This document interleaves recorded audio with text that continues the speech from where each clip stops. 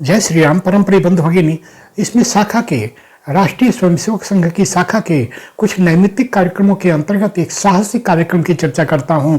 स्वयंसेवकों के मन में एक साहसिक भावना का उदय हो, वे किसी भी आपदा विपदा के समय आगे बढ़कर कुछ अच्छा करने की एक क्षमता रखें।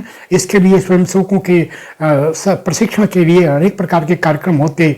नेपाल से लगे कुछ क्षेत्रों में लोग जाते, वहाँ नेपाल के कई दुर्गम क्षेत्र हैं जहाँ तक पहले कुछ बस से पहुँचकर, कभी कभी साइकिल से पहुँचकर और कुछ पैदल ट्रैकिंग का यानी ट्रैक एंड टूर ऐसा एक कार्यक्रम होता। सुदूर पर्वत श्रेणियों पर चढ़ना, ऐसे लंबी पैदल यात्रा करना, इस प्रकार के कुछ आयोजन होते। इन आयोजनों से स्वयंसेवकों के मन में अपने एक शारीरिक साहसिक भावना का उदय होता। ऐसे कुछ आयोजन स्थान स्थान पर किए जाने चाहिए। ट्रैक का, टूर का कुछ ऐसा कार्यक्रम संघ की शाखा के द्वारा, नगर के द्वारा ये आयोजित किया जाता है।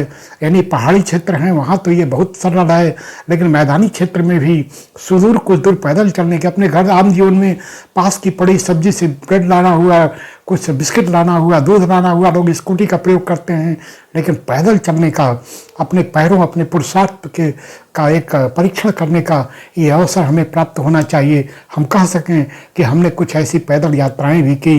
ये पैदल यात्राएं कुछ समाज को निकट से देखने का एक अवसर भी दे जाती। तो ये ट्रैक टूर का एक साहसिक कार्यक्रम हमारे बीच आयोजित होता। संघ ऐसे कार्यक्रमों से स्वयंसेवकों में जो एक दृढ़ता, एक क्षमता पैदा करता है, इसी के बल पर हमारे स्वयंसेवक किसी भौतिक प्रकृतिजन्य आपदा विपदा के क्षणों में और समृद्ध रहते हैं, सेवा कार्यों में और सहायता में बराबर सहयोगी रहते हैं।